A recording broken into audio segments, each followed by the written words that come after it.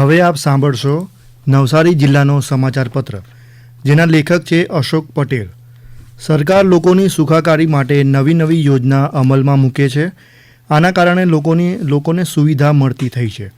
નવસારી જિલ્લામાં વીજ જોડાણ મેળવવા માટે અરજી કરવા સાથે પેપરવર્ક અને તપાસની પ્રક્રિયામાં લાંબો સમય નીકળી જતો હોવાના કારણે લોકોને અરજી કર્યા પછી વિલંબથી વીજ જોડાણ મળતું હતું.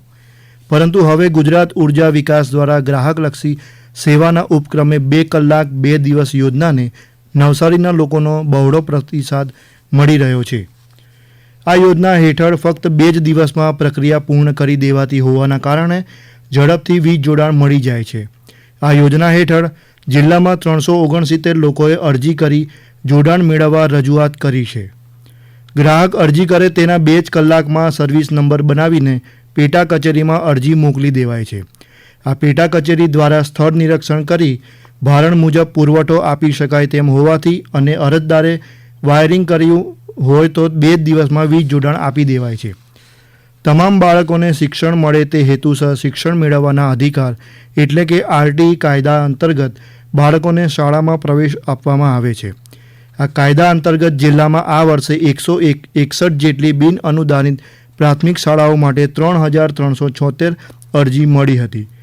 આ અંગે પ્રાથમિક શિક્ષણ અધિકારી ડૉક્ટર અરુણકુમાર અગ્રવાલે જણાવ્યું કે જિલ્લામાં શૈક્ષણિક વર્ષ 2024-25 અંતર્ગત 161 શાળામાં પ્રવેશ પ્રક્રિયાના તબક્કા પૂર્ણ થયા બાદ એકંદરે 709 વિદ્યાર્થીઓને પ્રવેશ અપાયો હતો. આ માટે વિદ્યાર્થી દીઠ 3,000 રૂપિયા લેખે 21,27,000 રૂપિયાની સહાય રાજ્ય સરકાર દ્વારા નજીકના સમયગાળામાં ચૂકવવામાં આવશે, જ્યારે શાળાઓને 6,838 રૂપિયા લેખે ફી પરત ચૂકવણી પેટે 48,48,142 રૂપિયાનું અનુદાન મંજૂર કરવામાં આવ્યું છે. જિલ્લામાં આ વખતે કેરીના સરેરાશ પાક કરતાં 20-30% જેટલો કેરીનો પાક જોવા મળ્યો હતો. આના કારણે શરૂઆતમાં કેરીના ભાવ સારા મળ્યા હતા. હવે જુલાઈ મહિનો બેસવાની સાથે સારો વરસાદ આવવાથી વાતાવરણમાં ઠંડક પ્રસરી છે. આ સાથે જ ખેડૂતો પણ ખેતી કામમાં જોતરાઈ ગયા છે. જૂન મહિનાના જિલ્લામાં પ્રવેશોત્સવ કાર્યક્રમ અંતર્ગત બાળકોને શાળામાં પ્રવેશ અપાયા હતા.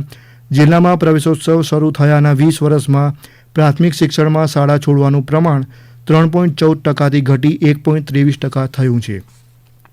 કન્યા કેળવણીને પ્રોત્સાહન આપવામાં શાળા પ્રવેશોત્સવે નિર્ણાયક ભૂમિકા ભજવી છે, જેના કારણે વર્ષ 2002-3 દરમિયાન જિલ્લામાં વિદ્યાર્થીઓની શાળા છોડવાનું પ્રમાણ 3.10% હતું, જે ઘટીને 2022-23 સુધીમાં 1.52% થયું છે.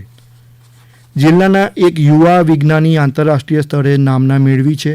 અમેરિકાની જેટ પ્રપ્યુઝન પ્રયોગશાળાના વિજ્ઞાની રેન્યુ હુના નેતૃત્વ હેઠળની આંતરરાષ્ટ્રીય ટીમના સંશોધકોએ એક્ઝોપ્લેનેટની ફરતે વાતાવરણ હોવાનું શોધી કાઢ્યું છે. આ આંતરરાષ્ટ્રીય ટીમના સંશોધન પેપરના સહલેખક સ્વીડનના સ્ટોકહોમ યુનિવર્સિટીના સહાયક અધ્યાપક એલેક્સિસ બ્રાન્ડેકર અને મૂળ ગણદેવીના સ્ટોકહોમ યુનિવર્સિટીના ડિપાર્ટમેન્ટ ઓફ એસ્ટ્રોનોમીના પીએચડીના વિદ્યાર્થી જયશીલ પટેલ છે. આ આંતરરાષ્ટ્રીય ટીમમાં મૂળ રાજકોટના અપૂર્વ ઓઝાનો પણ સમાવેશ થાય છે. આ સંશોધકોનું પેપર નેચર જનરલ અને નાસાની વેબસાઇટ પર પણ પ્રકાશિત થયા છે. હાલમાં જેમ્સ વેબ ટેલિસ્કોપના ડેટાનો અભ્યાસ કરી આ સંશોધક ટીમે 55 ક્રેન્કી તારાની ફરતે ફરતા એક્ઝોપ્લેનેટની ફરતે કાર્બન ડાયોક્સાઇડ કે કાર્બન મોનોક્સાઇડનું વધુ પ્રમાણ ધરાવતું વાતાવરણ હોવાનું શોધી કાઢ્યું હતું. હમણાં જ આપ સાંભળી રહ્યા હતા નવસારી જિલ્લાનો સમાચાર પત્ર, જેના લેખક હતા અશોક પટેલ. પ્રસારણ આકાશવાણીના અમદાવાદ વડોદરા કેન્દ્ર પરથી કરવામાં આવ્યું.